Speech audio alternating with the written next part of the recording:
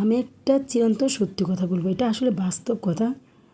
আমরা মানুষে কী বলবো তাই ভেবে আমরা অনেক সময় অনেক কাজ করিও না, মানে মানুষের ভয়ে, মানুষের লোকে কী বলবে সেটা আর কি। কিন্তু অ্যাকচুয়ালি আমরা এটা ভাবি না, নিজের কোনো কিছুই আমরা এই প্রাধান্য দিই না, মানে আমরা কী করবো না মানুষ কী বলবে ওটা ভাবে আমরা অনেক কিছুই থেকে বঞ্চিত থাকি বা দূরে থাকি। কিন্তু অ্যাকচুয়ালি মানুষের কথা আমরা বেশি প্রায়োরিটি দিই, মানুষ কী ভাববে কী বলবে ওটা, কিন্তু অ্যাকচুয়ালি তা না। আপনি মরে যান আজকে, কালকে আপনার নাম আর মুখে আনবে না। কালকে কেন, আপনি আজকেই মরে যান, আজকে আপনার নামটা মুখিয়ে নিবে না, আপনার নামটা হয়ে যাবে লাশ। তো এটা চিরন্তন সত্যি কথা। আমি এখন যে কথাটা বলবো একটু বুঝে নেবেন, বুঝে শুনে বুঝে নেবেন আর কি। আপনি যখন মরে যাবেন মাত্রই আপনার নামটাও মুখে আর নেবে না, বলবে লাশটাকে গোসল করাও, লাশটাকে খাটিয়ে তোলো, লাশটা কবর দাও, ব্যাস এতটুকু আপনি তখন লাশ হয়ে গেলেন আর আপনার নাম নেই।